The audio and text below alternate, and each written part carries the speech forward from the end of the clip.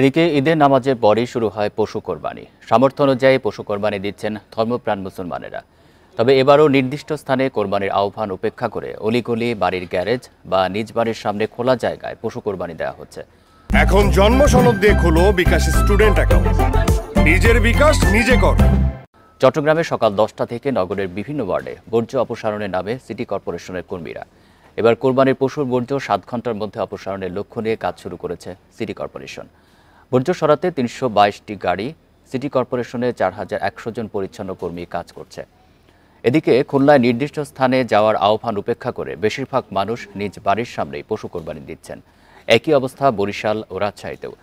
এদিকে সুনামগঞ্জ ও সিলেট শহরে বৃষ্টি ও জলাবদ্ধতার কারণে উঁচু স্থানে পশু কোরবানি দেওয়া হচ্ছে।